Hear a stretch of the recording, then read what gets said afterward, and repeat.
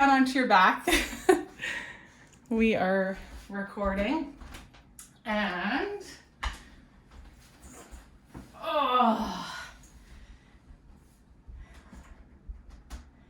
once you're on your back, turn your palms so they're down to the floor.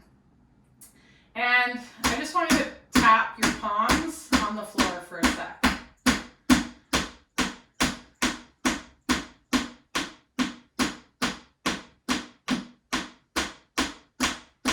Okay, let that go. You're going to flip your palms or your arms over so the back of your hand is on the ground, and we're just going to tap the back of the hand on the floor.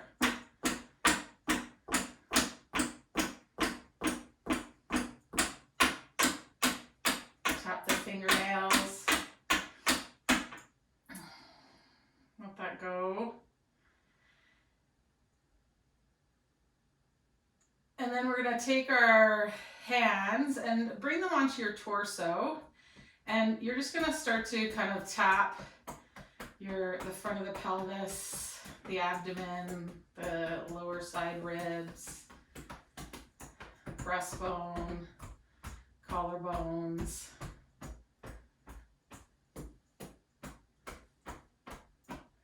Find like a speed and an intensity that feels good.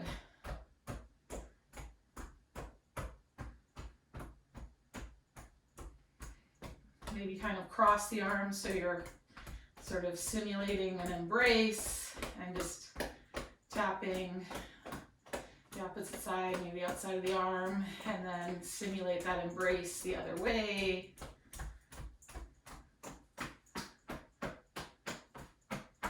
And then relax the arms at your side. And just notice there's tons of nerve endings and sensory receptors that are in our skin. So just simply, palpating our skin can leave us feeling quite different. So if you're short on time and you can't sort of move or do a big movement, just kind of tapping yourself can be a nice thing to do. Okay, you're going to take your book or yoga block, and it's going to come onto the palm of the right hand, or sorry, left hand. I've got my left hand. So my elbows on the floor, my palms to the ceiling, the book's on it. And I'm just going to press that book straight up towards the ceiling. And then I'm going to bring the elbow back down. And my elbow's kind of out 45, so it's not straight out at shoulder height, and it's not in touching the rib cage. It's kind of in between those two. And you're just going to press up and bring the elbow back down.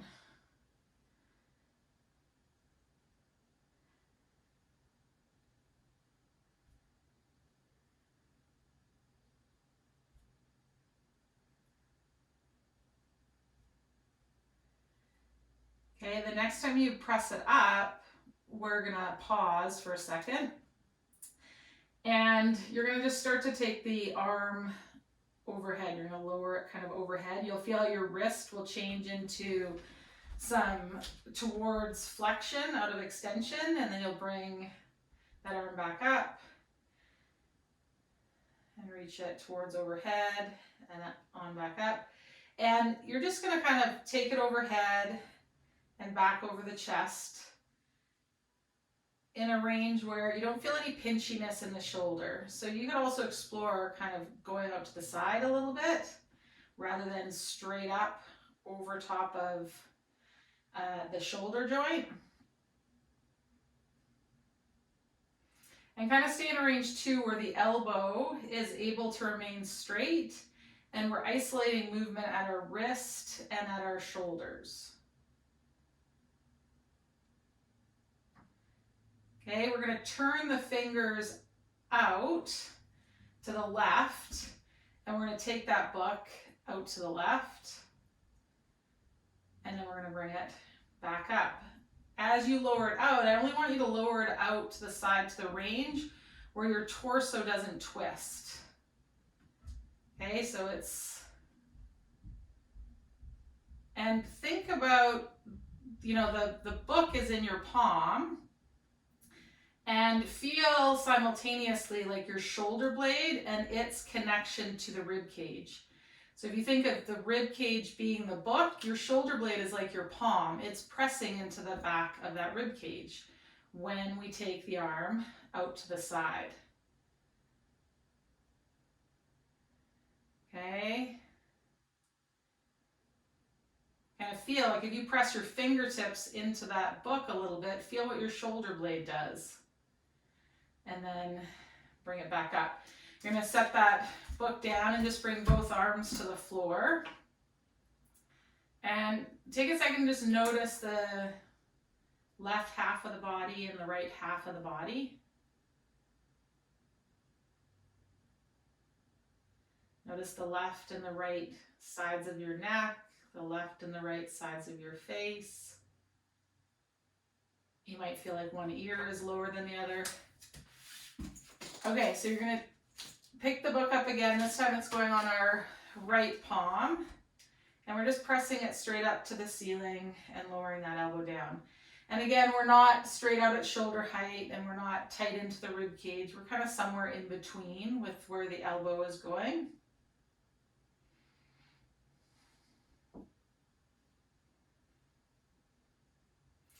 And it might not come all the way down to the ground. Like if you feel any kind of pinchy stuff at the back of the shoulder joint, don't go all the way to the ground. Stay in the range where you feel a stretch on the open side of that joint rather than a pinch on the closed side of the joint. Okay. And the next time we press it up, we're going to pause. Really actively extend that wrist, so reach through the heel of the hand. Kind of tip the fingertips, pull the back of the hand towards your face. And then we're going to start to take that arm overhead and let the wrist change position and come back up. And again, kind of explore where you don't feel any pinchiness at the back of the joint, but you feel the stretch through the front side of the joint, the part of the shoulder that we're opening, rather than feeling any pinch in the back of the shoulder. You might feel stretch through the elbow.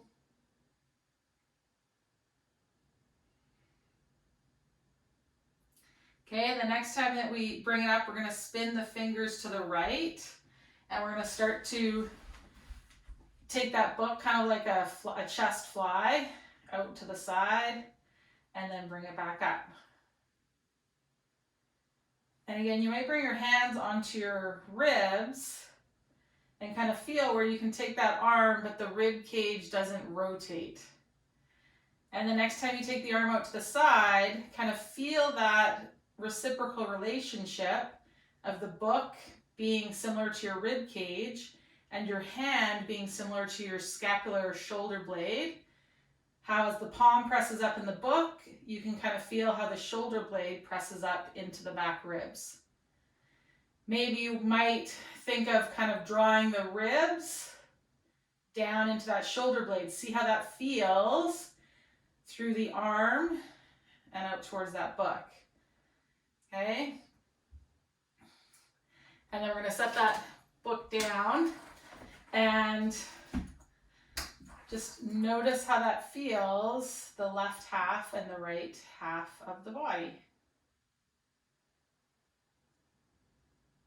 Okay?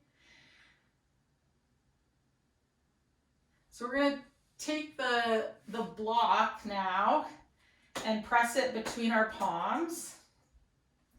And we've done this before up in kneeling, so pressing into the block that you feel some stuff kind of up the front of the arm, but also make sure you're kind of pressing in through the pinky and the ring finger so you feel this underside of the arm to the block. And then we're going to stand the legs up on the ceiling. Okay, so see if you can get your feet, like the tripods of your feet, flat on the ceiling. If the knees need to be bent, that's fine. You'll come into more dorsiflexion of the ankle. Okay, and so with those legs straight, we're going to press into the block and just start to take the block overhead and then bring it back up. Some things I want you to have your eye towards is just sensing your spine and the shape of your spine. And notice if as you take the block overhead, the spine changes position. And if it does, don't take it so far overhead, or you can play with bending the knees a little bit and taking the feet out. And move so that the core is able to stabilize the spine and the spine stays still. Okay, if you want, you can stay with this, or we can take one leg out long to whatever degree. You can keep that spine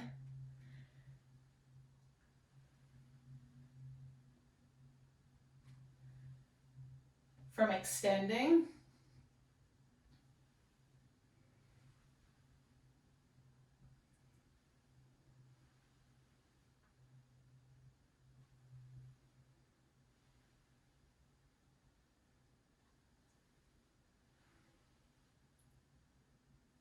Okay, holding that block, we're going to bend the knees. And now we're going to take the left knee to the left. Keep the right knee towards the ceiling. Bring it back up. Imagine if you were on hands and knees and this knee was on the floor. And you were lifting this leg up into fire hydrant.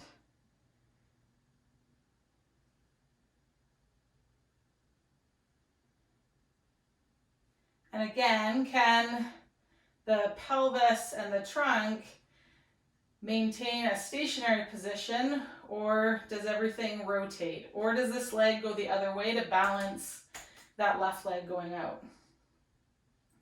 Okay, pause and center, and then we're going to go the other side. So again, think now the left knee is on the floor. We could reach the arms overhead as the leg goes out to the side.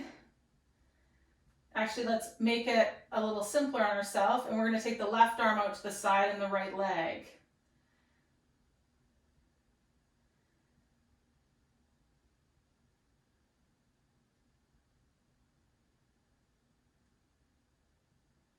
Relax the back of your skull. Relax your scalp. Relax your eyes.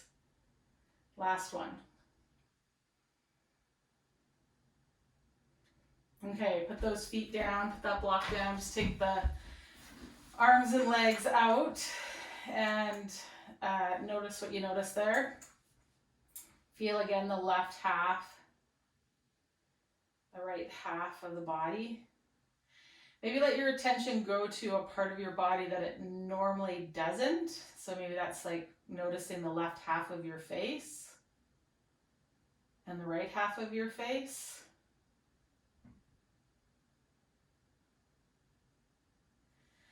Okay, and then come onto your side, and we're going to come up to standing. You're going to bring a block with you.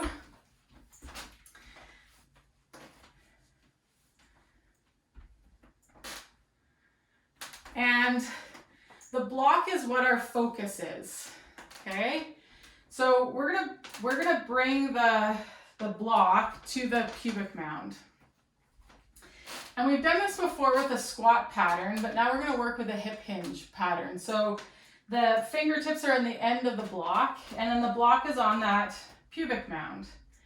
Okay, I want to take this end of my block from facing straight ahead to facing the ground, and then straight ahead again. And then I'm going to take it to face the ground and straight ahead again. To the ground and straight ahead again. Okay, the knees can bend a little bit if they need to, if the hamstrings are really tight, but we want the initiation of the movement to be the hip, which is different than a squat where the knees and hips move in synchrony with one another, yeah? So taking that block, shining it from straight ahead to towards the floor. Okay, so we're gonna stay with this movement pattern, but we're gonna move the focus. So I'm gonna get you to bring your block and you're gonna hug it in at your breastbone. And I want you to think like the bottom of this block right now is parallel with the floor, yeah? The top of it is parallel with the ceiling. I want you to either focus on the bottom of the block or the top of the block, and you're either gonna take the top of the block to the wall in front of you, or the bottom of the block to shine between your legs to the wall behind you.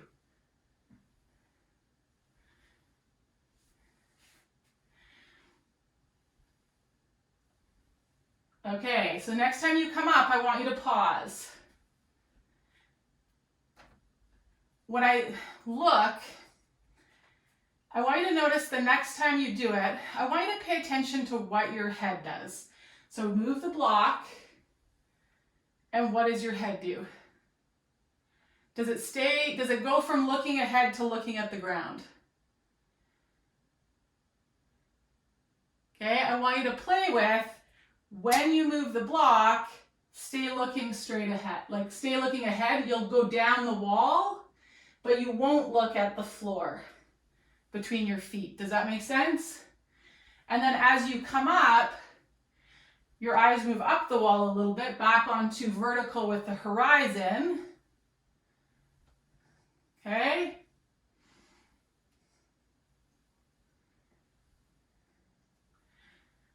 We're gonna do one more. And come up. Okay, good. So that's the hip hinge pattern. So I mean, we could describe it a whole bunch of different ways. I like using an external focus to kind of help us get into it. Now take your, either your book or your block, whatever's a little bit heavier. And we're gonna play a bit of a game. Okay, so hopefully the book you have, you can hold the spine kind of like so.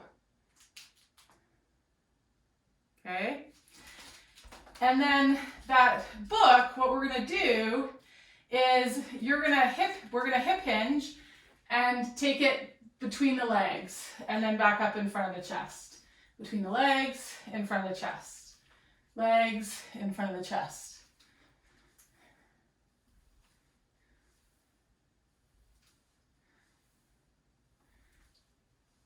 Okay, one more. The next time you come up, we're going to take the book in the left hand. Okay? That book's going to come between the legs and up. But now we're single arm. Don't lift the arm. The legs lift the arm when you push into the ground and come up out of that hip hinge, right? When we change the block and take it back to that returning position. Okay? Switch hands. So the arm isn't lifting, the arm lifts because the legs propel it. So the arm comes up, we drop down, up, up. You're gonna see here in a second why you don't want to be looking at the floor. Okay? So now we're gonna play a game and add some coordination. So you're gonna swing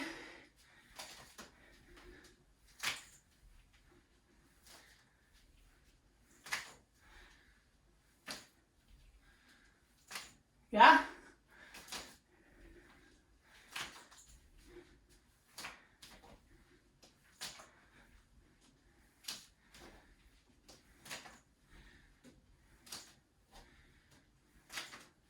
Two more. Last one. Set that book down. Just stand for a second and notice how that feels. Okay, so that could be a kettlebell, that could be a dumbbell, can just be a book. Could be a jug of laundry detergent, depending on how much weight you want to have. But just notice how it feels to kind of layer on then this cognitive piece where there's a timing and coordination, right? So it's one thing to like move our body very intentionally and mindfully, and we also need it to be coordinated and it's synchronous without us paying a ton of attention. That the attention becomes that external object or task that we're doing, right? Does that make sense? We want it to do all the things. Okay, so from that swinging little hip hinge, we're gonna keep the book. And so we were focused on this hip hinge, which is different than a squat. Okay, so hip hinge is hip dominant. The knees bend, but because the hips went and the hamstrings at some point said, okay, yeah, I don't want to stretch any further. Whereas a squat, we're moving hips and knees synchronously, right? And we've done this with the block before at the pubic bone and kind of pressed it back and how that, and let the knees bend and how that brought us into that squat pattern, okay? So what we're gonna play with is having the book in the left hand, and we're gonna go to a squat and up on the toes, squat, up on the toes, squat, up on the toes. So the chest stays more lifted than in that hip hinge.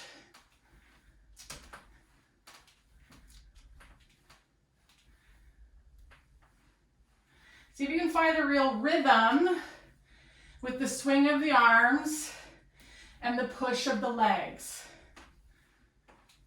Okay, and then we're going to switch that hand over to the right hand. And again, we're going to swing and up, swing and up. And just feel how it is to have that weight be asymmetrical. Some stuff has to happen so that you don't rotate your pieces all over the place, okay? Last one. And then we're gonna add the switch.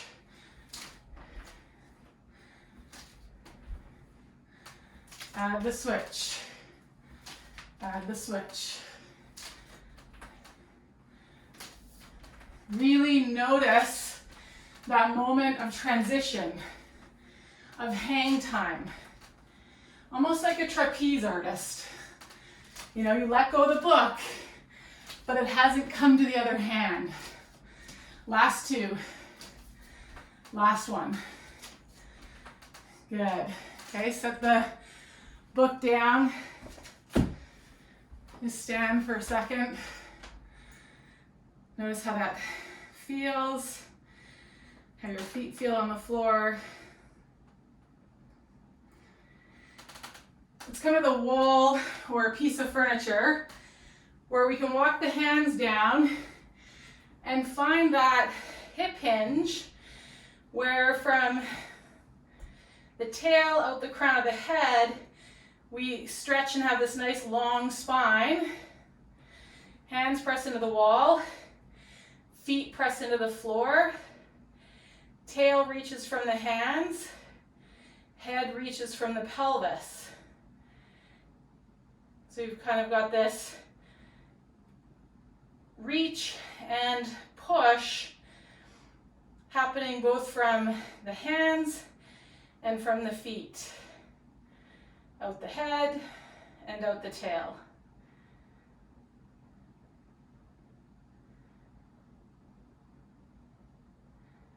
Okay, then bring the right hand right directly in line with the crown of the head. And bring the right hand behind the pelvis and just turn to the right. And then you're going to swim stroke that right arm to the wall. Bring the left hand onto the back of the pelvis. Turn to the left. Swim stroke that arm. Rotate to the right. Swim stroke that arm, rotate to the left. Swim stroke that arm a little higher up the wall and rotate to the right. You might walk your feet a little bit closer to that wall. Swim stroke, walk the foot, swim stroke, swim stroke, swim stroke. Get as tall as you can on that wall. Press the feet into the floor, the hands onto the wall.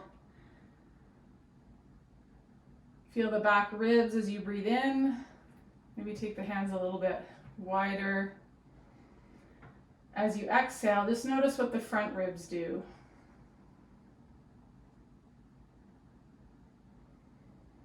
So if there's a sense of the front ribs dropping down and in. 2 more breaths here. Feeling that inhale and expansion through the back ribs. Exhale, a softening through the front ribs down towards the pubic bone and in.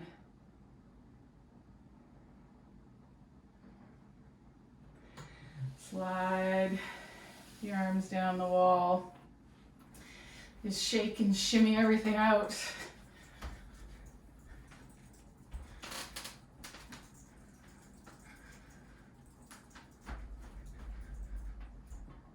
Let's put a hand on the belly, one on the heart.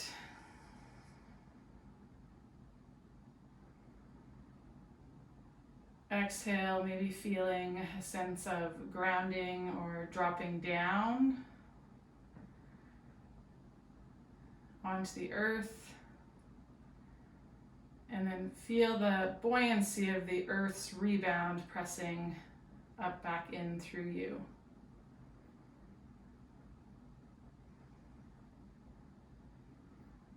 And know that the earth, it's always there, it's got us. Gravity and ground force reaction.